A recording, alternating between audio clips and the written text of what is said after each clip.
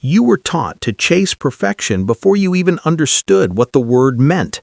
Not by psychologists, not by science, but by grades, praise, silence, disappointment, and comparison.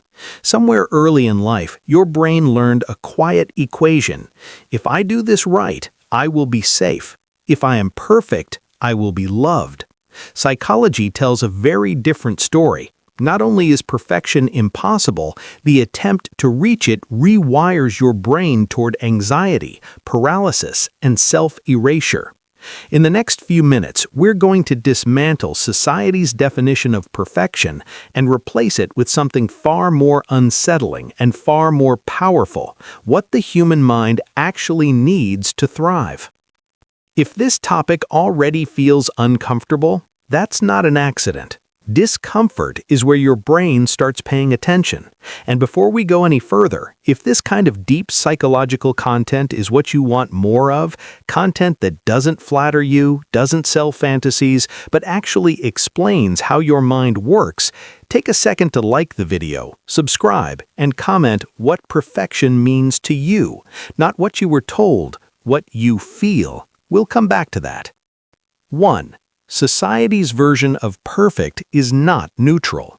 Society presents perfection as if it were objective, as if there's a clear, agreed-upon destination where everyone could arrive if they tried hard enough. But psychology shows that perfection is not a goal. It's a moving target designed to keep you running. Your brain did not evolve to be perfect. It evolved to survive, adapt, and belong. When society tells you to be perfect, what it is really asking is for you to suppress variability, to smooth out the edges, to become predictable, efficient, and easy to categorize. Perfection, as society defines it, always includes an audience. There's no such thing as being perfect alone. Grades only matter because someone gives them. Beauty standards only exist because they are observed. Productivity only becomes enough when it is measured against others. Psychology calls this externalized self-worth, when your brain learns to evaluate itself through imagined observers. Over time, this creates a split. One part of you acts, another part watches, judges, and corrects in real time. This split is not harmless. Neuroscience shows that chronic self-monitoring activates the same stress circuits as physical threat. When you are constantly trying to be perfect, your nervous system does not interpret that as self-improvement. It interprets it as danger. The amygdala stays alert. Cortisol stays elevated. The prefrontal cortex, responsible for creativity and long-term thinking, begins to fatigue. Ironically, the harder you try to be perfect, the worse your cognitive performance becomes. This is why perfectionism is one of the strongest predictors of burnout, depression, and procrastination. Not because the person is weak, but because their brain is overloaded by impossible standards that never resolve. 2. The psychological cost of almost enough. From a psychological perspective, the most damaging part of perfectionism is not failure. It is almost success, almost good enough, almost approved, almost there. Your brain treats almost as unfinished business. It keeps the loop open. Dopamine does not resolve. Satisfaction never arrives. You keep adjusting, refining, correcting, not because the task requires it, but because your nervous system has not received a signal of safety. Psychologists call this the Zeigarnik effect. Unfinished tasks remain more active in the mind than completed ones. Perfectionism hijacks this mechanism.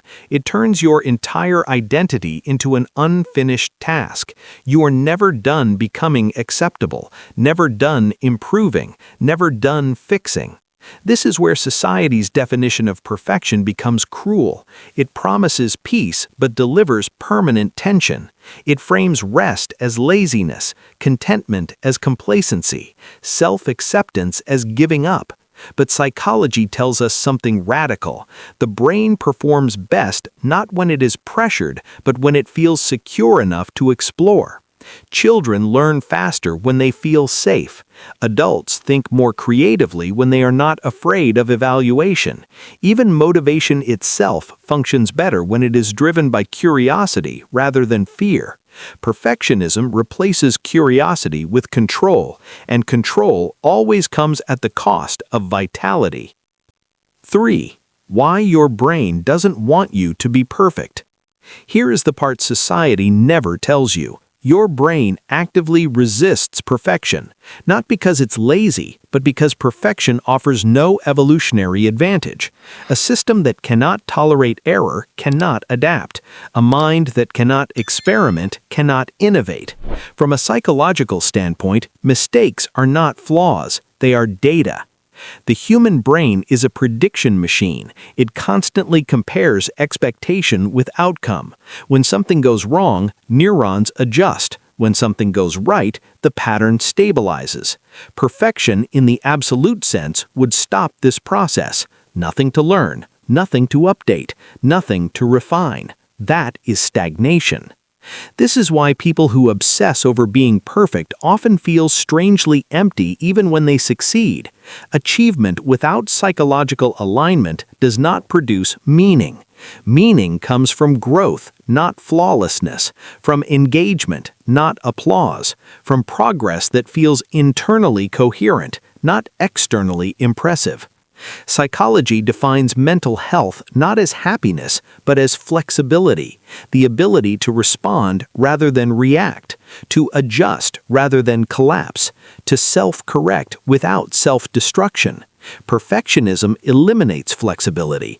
It replaces it with rigidity disguised as discipline. 4. The moment perfection becomes a defense mechanism.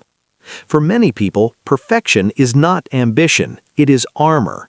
Somewhere in the past, being imperfect became unsafe. Maybe mistakes were punished, maybe approval was conditional, maybe love was withdrawn when expectations weren't met. The brain learned a strategy. If I do everything right, nothing bad will happen. This is not vanity. It is adaptation. Psychology recognizes perfectionism as a protective response, one that worked once but now causes harm.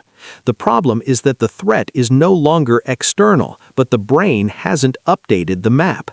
It still believes that imperfection equals danger.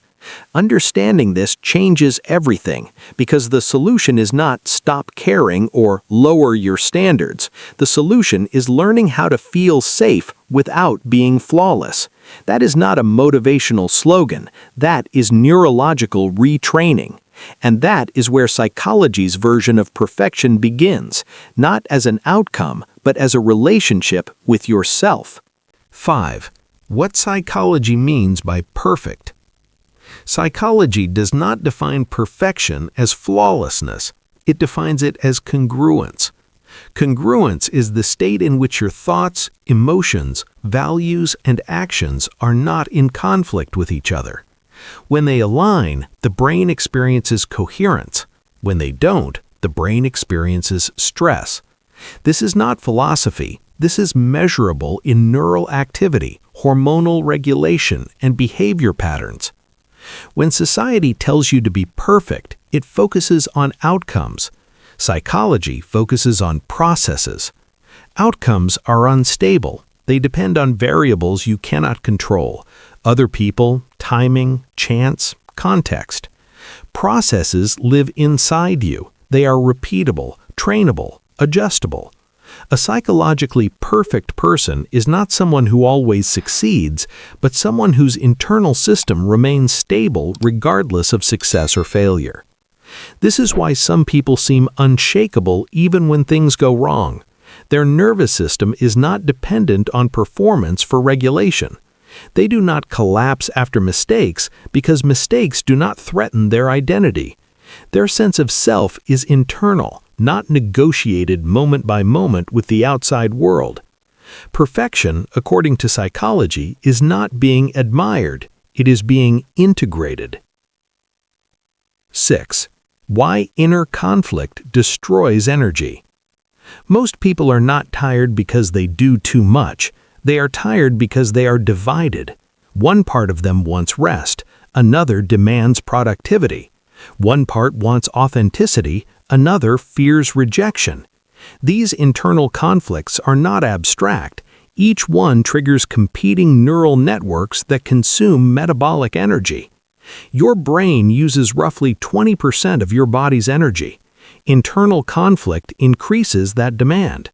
This is why perfectionists often feel exhausted even when they are inactive. Their mind is constantly negotiating, suppressing, correcting, and rehearsing. Psychological alignment removes this friction. When your actions violate your values, the brain experiences cognitive dissonance. When your emotions are denied or minimized, the nervous system remains activated. When your thoughts contradict your behavior, self-trust erodes. Alignment resolves these tensions, not by forcing positivity, but by allowing honesty. This is why therapy feels relieving even before anything changes. Speaking truth reduces neural load. Alignment begins the moment you stop lying to yourself. 7. The myth of self-control as perfection. Society glorifies self-control. Psychology sees its limits. Self-control is a finite resource. It depends on glucose availability, sleep quality, emotional regulation, and perceived safety. When you rely on control to maintain perfection, you are borrowing against your future capacity. Aligned individuals do not rely heavily on self-control. They rely on self-structure. Their environment supports their values. Their habits reflect their priorities. Their decisions require less force because they are not constantly resisting themselves. This is why discipline fails when values are unclear. You cannot force yourself into alignment. You discover alignment, then design around it. Psychology calls this values-based behavior. When behavior is guided by intrinsic values rather than external pressure, motivation becomes sustainable. Perfection is not white-knuckling your way through life. It is reducing unnecessary resistance. 8. How emotional regulation redefines flawless. This is where psychology directly contradicts society. Society claims that self-acceptance leads to complacency. Research shows the opposite. Self-acceptance reduces defensive behavior, which frees cognitive resources for learning and adaptation. When you are not busy protecting your self-image, you can actually improve. Shame narrows attention. Acceptance broadens it. This is not self-indulgence, it is strategic. Perfection, psychologically, is the ability to observe yourself accurately without punishment, to notice patterns without attaching moral judgment, to correct course without self-hatred. This creates momentum rather than paralysis. People who appear naturally confident are often just people whose self-worth is not constantly under threat. 5. The paradox: why letting go makes you stronger.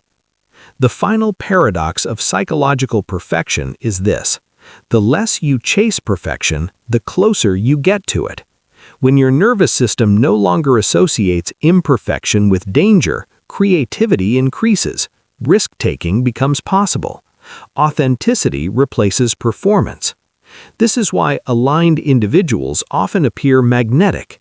They are not trying to be impressive, they are present. Presence is rare in a world of self-monitoring. Finally, what it means to live complete. Living complete means no longer postponing life until you are ready. It means acting from alignment rather than approval. It means allowing yourself to be human without treating humanity as a flaw. Psychological perfection does not erase pain, uncertainty, or effort. It contextualizes them. You are no longer broken for struggling. You are functioning as designed. Completion is not closure. It is coherence. If you take nothing else from this, remember this: society's version of perfection makes you small, tense and dependent. Psychology's version makes you stable, flexible, and free. You do not need to be flawless to be whole. You need to be aligned. And alignment is available to you, not when you fix everything, but when you stop fighting yourself.